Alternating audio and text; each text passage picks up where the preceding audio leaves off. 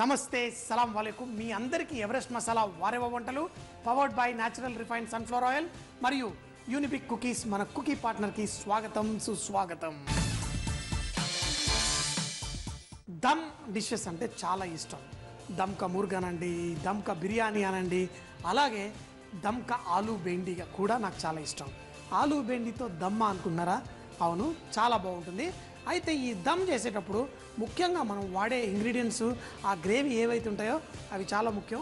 కానీ మనం అందులో వెరైటీస్ చేసి కూడా చేసుకోవచ్చు. ఇలాంటి దమ్కా ఐటమ్స్ చేసేటప్పుడు మనం అందులో వాడే పదార్థాలు చాలా ముఖ్యం. కానీ అందులో కూడా రకరకాల వెరైటీ లాగా చేసుకోవచ్చు.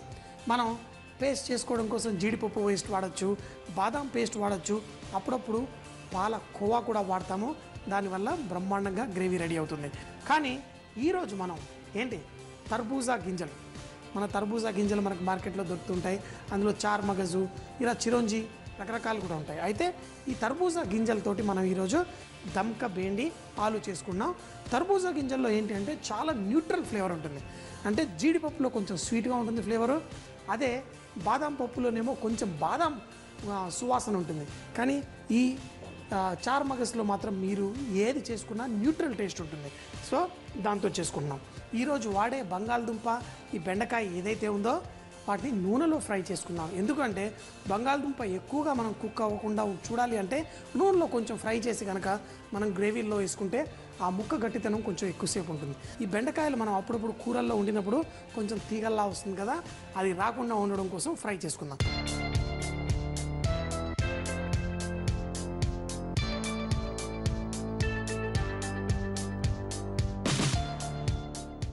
బెండకాయల్ని నూనెలో వేసి ఫ్రై చేసుకుందాం.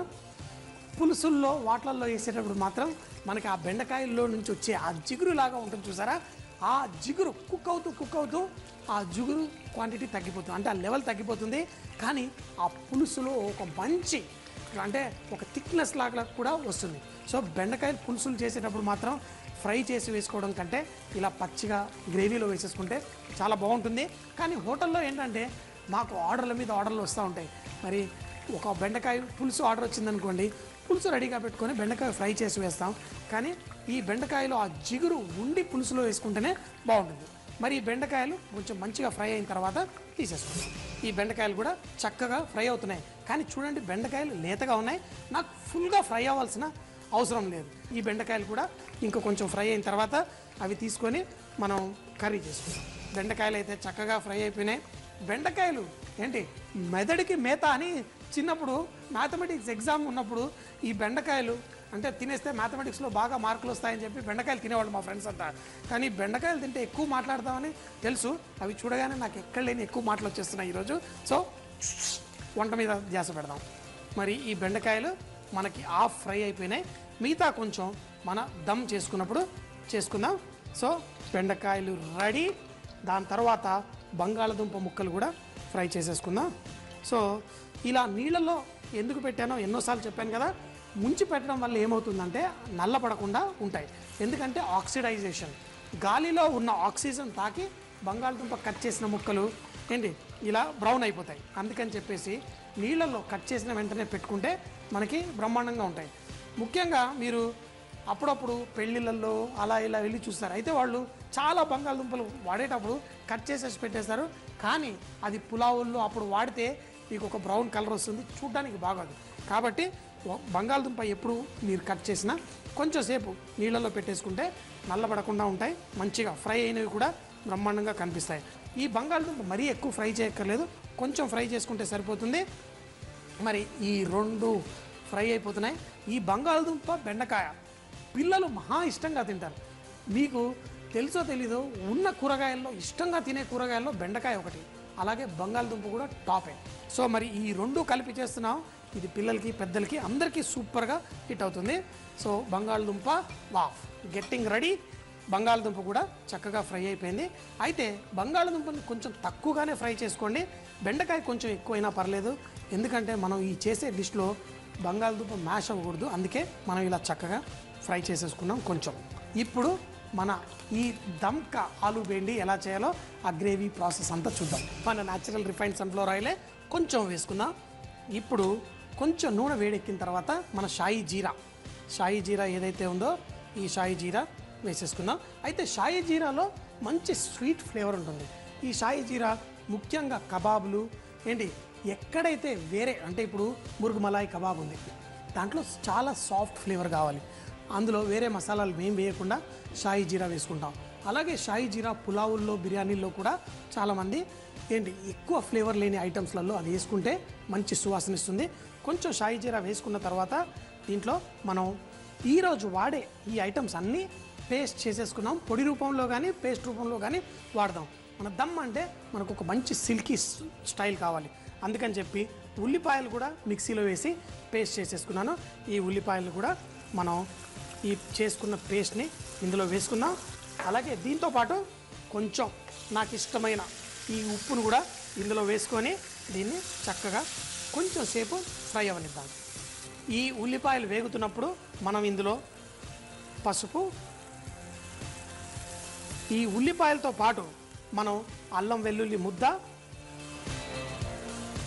అలాగే పచ్చిమిరపకాయల పేస్ట్, ఒకటి గమనించండి ఏది వాడినా పేస్ట్ రూపంలోనే వాడుతున్నాను. సో పచ్చిమిరపకాయల పేస్ట్ కూడా నేను ఇందులో వాడుతున్నాను. ఇలా పేస్ట్లు వేసి మనం అటు ఇటు వెళ్తే మాడే అవకాశం ఉంటుంది, అందుకని చెప్పేసి ఇలా మూత పెట్టేస్తే మాడకుండా చక్కగా ఆ పచ్చి వాసన కూడా పోతూ తొందరగా కుక్ అవుతుంది.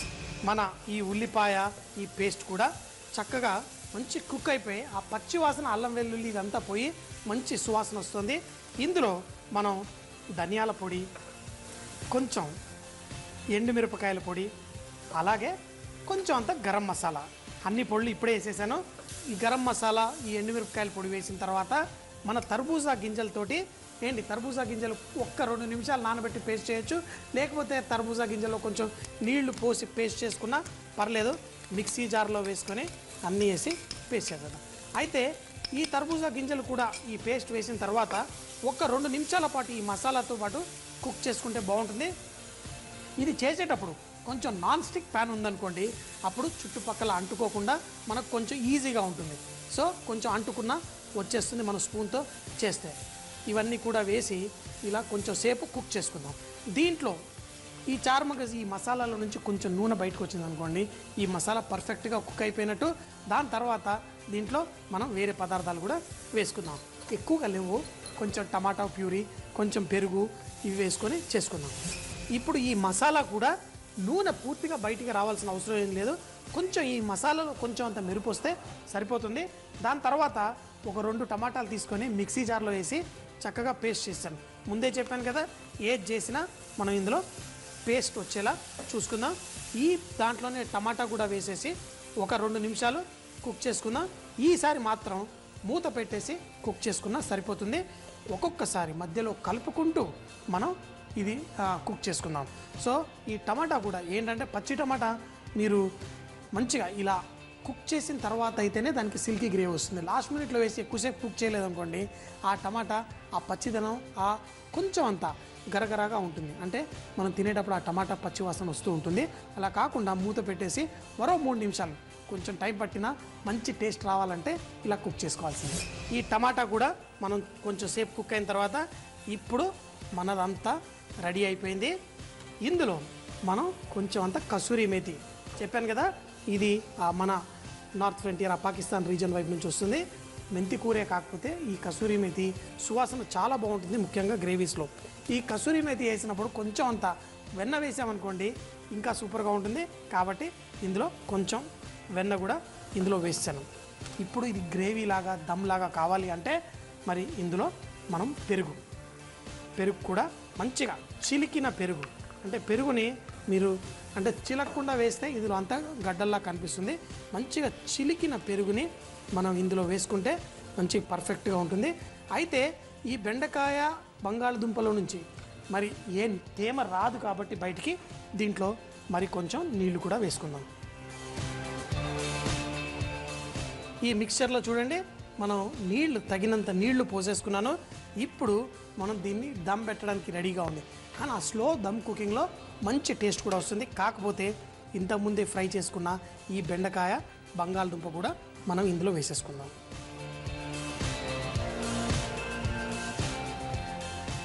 ఈ గ్రేవీ రెడీ అయిన తర్వాత కూడా మనకి పర్ఫెక్ట్గా ఉండాలి, చాలా టేస్టీగా. అంటే ఇప్పుడు స్లోగా కుక్ అయిన తర్వాత దీంట్లో ఏ మాత్రం తేమ తగ్గకూడదు, అంటే దీన్ని సీల్ చేసేయాలి పర్ఫెక్ట్గా. సీల్ చేయడం కోసం నా దగ్గర పిండి పాం అంటే ఏదో నేను పెట్టేశాను ఇప్పుడే పేరు. ఒక పిండిని మనం తీసుకొని దీనిపైన సీల్ చేయడం కోసం ఫస్ట్ పిండిని ఒక పాములా చేసుకొని దీనికి చక్కగా మనం పెట్టేసుకున్నాం. ఇలా గ్లాస్ మూత పెట్టడానికి ఏంటంటే మీకు కనిపిస్తూ ఉంటుంది దీని లోపల ఏమవుతుందో. లేదనుకోండి మామూలు మూతకైనా కొంచెం మనం బిర్యానీలకి ఎలా చేస్తాం, అయితే ఇక్కడ ఒక చిన్న చిల్లు ఉంది, దాంట్లో నుంచి కూడా స్టీమ్ బయటికి వెళ్ళిపోతుంది. కానీ ఇలా మూత పెట్టేసామనుకోండి, ఇప్పుడు ఈ చిల్లు మీద కూడా ఇలా పిండి పెట్టేస్తాను. చూడండి బాగా ఎక్కువ బుడగలు వస్తున్నాయి. అది కాకుండా తక్కువ మంట పెడితే ఎక్కువ స్టీమ్ డెవలప్ అవ్వదు. ఆ తక్కువ మంటలో కింద ఏం మాడకుండా పర్ఫెక్ట్గా కుక్ అవుతుంది. ఈ బెండకాయలు కూడా సాఫ్ట్ కావాలి, బంగాళదుంప కూడా సాఫ్ట్ అవ్వాలి, కానీ నలిగిపోకూడదు. సో తక్కువ మంట పెట్టి ఒక 7-8 నిమిషాల పాటు స్లోగా కుక్ చేసుకుందాం. తర్వాత మరో 5 నిమిషాలు అలాగే తీయకుండా పెట్టి తర్వాత తీస్తే మంచి టేస్టు బ్రహ్మాండంగా ఉంటుంది.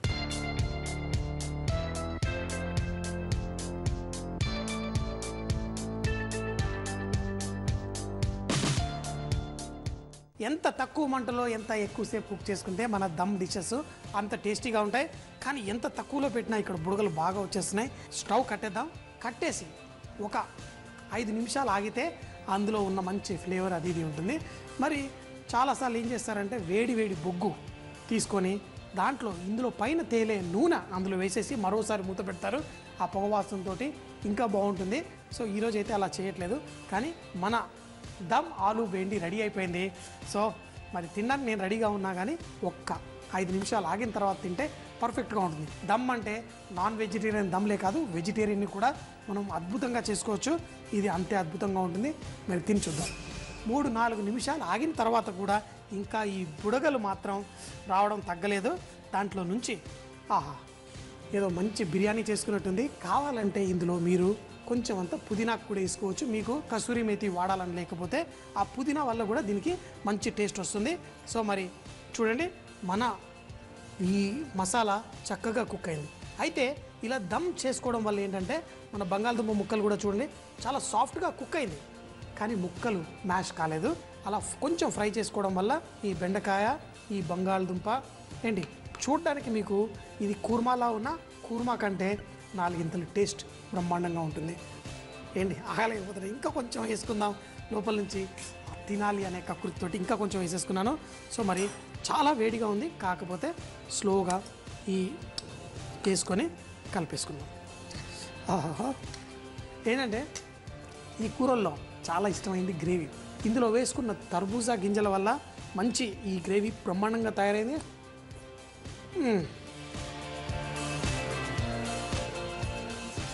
కొంచెం వేడిగా ఉన్నా మరి టేస్ట్ మాత్రం చాలా బాగుంది. మంచిగా ఒక న్యూట్రల్ ఫ్లేవర్తో మనం ఇందులో మసాలాలు ఎక్కువ వేయలేదు, గరం మసాలా కూడా చాలా కొంచెం వేసాను.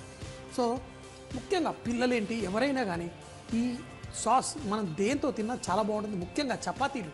కానీ ఒకటి చూడండి, వేడి చపాతీ ఇలా ఇందులో ముంచుకొని తింటుంటే అదిరిపోతుంది. ఈ బంగాళదుంప కూడా చాలా చాలా బాగుంది. మరి మీరు కూడా చేసుకునేటప్పుడు ఈ డిష్ చేసుకోండి, ఎంజాయ్ చేయండి. ఎందుకంటే ఇది వారేవా అనేలాంటి డిష్. మరి మన బెండకాయ ఆలు రెడీ, అది కూడా దమ్ స్టైల్లో. దమ్ స్టైల్లో ఏంటంటే నిజంగా డిష్కి ఒక దమ్ వస్తుంది. ఈ డిష్కి కూడా సూపర్ దమ్ ఉంది.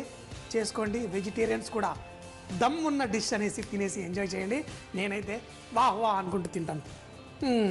దమ్ ఆలు బెండి తయారు చేయ విధానం. ముందుగా బంగాళదుంప బెండకాయల్ని చక్కగా కట్ చేసి పెట్టుకోవాలి. వాటిని వేడి నూనెలో సగం ఫ్రై చేసి పక్కన పెట్టుకోవాలి. తర్వాత నూనెలో షాయి జీరా, ఉల్లిపాయ పేస్ట్, పసుపు, అల్లం వెల్లుల్లి పేస్ట్, పచ్చిమిరపకాయల పేస్ట్, గరం మసాలా పొడి, ఎండుమిరపకాయల పొడి వేసి కుక్ చేసుకోవాలి. తర్వాత తర్బూజా గింజల పేస్ట్ కూడా వేసి టమాటా కూడా వేసి కుక్ చేసుకున్న తర్వాత అందులో కొంచెం బటరు, పెరుగు, దాని లోపల ముందుగా ఫ్రై చేసి పెట్టుకున్న బెండకాయ బంగాళదుంప కూడా వేసి దాన్ని సీల్ చేసి ఒక 7-8 నిమిషాల పాటు కుక్ చేసిన తర్వాత మరో 5 నిమిషాలు ఆగి వేడిగా అన్నంతో, చపాతీలతో, బిర్యానీ పులావులతో వడ్డించుకుంటే చాలా బాగుంటుంది. ఈ రోజు మీకోసం ఒక నాన్ వెజ్ డిష్ తీసుకొచ్చేసాను. నాన్ వెజ్ అనగానే మా వారికి ఎక్కడి లేని ఆనందం కలుగుతుంది. ఎక్కువ మామిడికాయలను తీసుకొచ్చేసి సన్న సన్న ముక్కలుగా కట్ చేసేసి ఎండబెట్టేసుకోండి. మనకి చక్కటి మామిడొరుగు తయారైపోతుంది. ఇవి నేను ఇంట్లో ఫ్రెష్గా మామిడికాయ తీసుకొచ్చి డ్రై చేశాను. చూడండి, ఇలా జ్వరం వచ్చినా నోరు బాగాలేదనుకున్నా ఇలా తీసేసుకొని తింటూ ఉంటాను. కాస్త పుల్ల పుల్లగా నోటికి తగిలితే చాలా బాగుంటుంది. సో మరి ఈ మామిడి ఒరుగుతో ఈరోజు మటన్ చేయబోతున్నాను.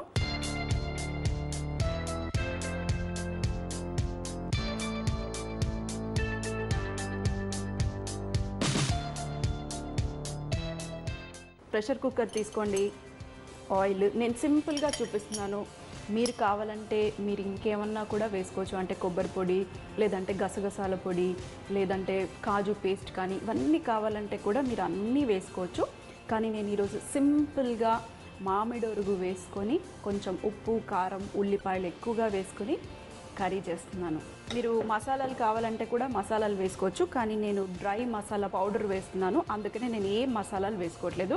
డైరెక్ట్గా ఉల్లిపాయలు ఎక్కువగా కాస్త సాల్ట్ వేసుకుంటే ఉల్లిపాయలు ఫాస్ట్గా కుక్ అయిపోతాయి. కొంచెం బ్రౌన్గా చేస్తే బాగుంటాయి. ఒక 2 లేదా 3 నిమిషాల వరకు మనం ఇవి బ్రౌన్ అయ్యేంత వరకు వేయించుకుందాము. మీరు కావాలంటే ఫైన్ చాప్ కూడా చేసుకోవచ్చు. చూడండి, ఉల్లిపాయలు చక్కగా కలర్ అయిపోయాయి కదా, బ్రౌన్ అయిపోయాయి. ఇప్పుడు మనం ఇందులో అల్లం వెల్లుల్లి పేస్ట్, పచ్చిమిరపకాయలు స్లిట్ చేసుకొని వేసుకోండి. అలాగే పసుపు ఒక్కసారి మిక్స్ చేయండి. ఇప్పుడు మనం ఈ మామిడి ఒరుగు ఎక్కువగా వేసుకుంటే బాగుంటుంది. పుల్ల పుల్లగా మటన్ టేస్టీగా ఉంటుంది. అలాగే మటన్ నాకు విత్ బోన్స్ మటన్ అంటే చాలా ఇష్టం. సో ఎక్కువగా నేను సీనా, చాప్స్ ఇవే తెచ్చుకుని చేసుకుంటాను. కాస్త మిక్స్ చేసుకోండి. ఇందులో మనం ఇంకా అన్ని మసాలాలు, మీకు ఏమేమి మసాలాలు కావాలనుకుంటే అవన్నీ వేసేసేయచ్చు. కారం ఎక్కువగా, మేము కొంచెం ఎక్కువ స్పైసీగా తింటాము. అలాగే ధనియాల పొడి, జీలకర్ర పొడి, గరం మసాలా మీరు కావాలంటే ఇప్పుడు వేసుకోండి. లేదంటే మొత్తం కర్రీ అయిపోయినాక కూడా లాస్ట్లో మరొక్కసారి మనం విజిల్ తీసేసి మరి ఒక 2 నిమిషాలు ఉడికించుకుంటాం కదా, అప్పుడైనా వేసుకోవచ్చు. నేను ఈరోజు ఇప్పుడే వేసేస్తున్నాను. మీకు కొబ్బరి పొడి కావాలంటే కూడా వేసుకోండి. సాల్ట్ కూడా అన్నీ వేసుకున్న తర్వాత మిక్స్ చేసేసుకొని మనం మూత పెట్టేసుకొని ఫస్ట్ ఒక 5 నిమిషాల వరకు విజిల్ పెట్టకుండా ఫస్ట్ ఈ ఆయిల్లోనే కుక్ చేసుకుంటాను. మనం మూత పెట్టి ఉడికిచ్చేస్తే కొంచెం నీళ్లు ఊరుతాయి. ఇంకా మీకు కావాలి అంటే కొంచెం నీళ్లు వేసేసి 5 నిమిషాల తర్వాత మూత పెట్టి ఒక 5 విజిల్ల వరకు మీరు ఉడికిచ్చేస్తే మన మటన్ కుక్ అయిపోతుంది. ఇప్పుడు మూత పెట్టేసుకుంటాను. విజిల్ తీసేసి ఫస్ట్ ఒక 5 మినిట్స్ హై ఫ్లేమ్లో మనం చక్కగా ఈ ఆయిల్లో కాస్త ఉడికించుకుంటే ఆ తర్వాత వాటర్ వేసుకుందాం. మరి ఒక 5 నిమిషాల తర్వాత చూడండి, నేను వాటర్ వేసుకోకుండా ఫస్ట్ నూనెలో కాస్త మటన్ని ఉడికిచ్చేస్తాను. ఆ తర్వాత వాటర్ వేసుకొని అప్పుడు విజిల్ పెడతాను. సో తగినన్ని వాటర్ వేసుకోండి. మీకు పల్చగా కావాలి లేదంటే ఎక్కువగా గ్రేవీ కావాలి అంటే ఎక్కువ వాటర్. నేను కొబ్బరి పొడి ఏమీ వేయట్లేదు ఈరోజు. మటన్ ఉడికే అంతవరకు ఉడికించుకుందాం. మటన్ ఉడకటానికి ఒక 5 విజిల్లు పడుతుంది. స్లో ఫ్లేమ్లో ఒక 3 విజిల్లు, తర్వాత హై ఫ్లేమ్లో ఒక 2 విజిల్లు పెట్టుకుంటే సరిపోతుంది. మరి నేను ఒక 5 విజిల్ల వరకు మనం వెయిట్ చేయాల్సిందే. ఒక 5 విజిల్లు ఆ తర్వాత కొంచెం స్లో ఫ్లేమ్లో నేను ఇక్కడ మటన్ కుక్ చేసేసుకున్నాను. అలాగే మరి స్టీమ్ పోవటానికి కొంచెం టైం పడుతుంది కదా, అందుకనే నేను పక్కన పెట్టేసుకొని చల్లార్చుకున్నాను. చల్లారిన తర్వాత ఒక్కసారి చూడండి ఎంత చక్కగా కుక్ అయిందో ఈ మటన్. ఉప్పు, కారము, ధనియాల పొడి, మసాలాలు వేసి చేసుకున్నాను. మీరు కావాలంటే ఎక్స్ట్రా మసాలాలు కూడా మీరు వేసుకోవచ్చు. కానీ సింపుల్ ప్లెయిన్ మామిడి ఒరుగుల మటన్ రెడీ అయిపోయింది. మరి వేడి వేడిది బౌల్లో సర్వ్ చేసుకొని టేస్ట్ చేయడానికి రెడీగా ఉంది. మరి చూడండి, నేను బౌల్లో సర్వ్ చేసేసుకున్నాను. వేడి వేడిగా ఉంది. నాకు చెప్పాను కదా ఎక్కువగా బోన్స్ అంటే చాలా చాలా ఇష్టము. కొంచెం పుల్ల పుల్లగా, మరీ పుల్లగా లేదు, కానీ సూపర్గా ఉంది. చపాతీతో తిన్నా కూడా చాలా చాలా బాగుంటుంది. మటన్కి కూడా కాస్త పులుపుదనం తగిలి టేస్టీగా ఉంది. మామిడోరుగు మటన్ తయారు చేయి విధానం. పాన్లో కొద్దిగా ఆయిల్ వేసుకొని వేడైన తర్వాత స్లైస్ చేసుకున్న ఆనియన్స్, సాల్ట్ వేసుకొని ఒక 3 నిమిషాల పాటు ఆనియన్స్ బ్రౌన్ అయ్యేంత వరకు వేయించుకోవాలి. ఆనియన్స్ బ్రౌన్ అయిన తర్వాత అల్లం వెల్లుల్లి పేస్ట్, పచ్చిమిర్చి, పసుపు, మామిడి ఒరుగు, మటన్, కారం అలాగే గరం మసాలా వేసి చక్కగా కలుపుకొని ఒక 5 నిమిషాల పాటు మూత పెట్టుకొని కుక్ చేసుకోవాలి. 5 నిమిషాల తర్వాత మూత తీసి తగినన్ని నీళ్లు వేసుకొని ఒక 5 విజిల్లు వచ్చేంత వరకు లేదా మటన్ ఉడికేంత వరకు ఉడికించుకొని కుక్కర్ చల్లారిన తర్వాత అన్నంతో సర్వ్ చేసుకొని వేడివేడిగా తింటే భలేగా ఉంటుంది.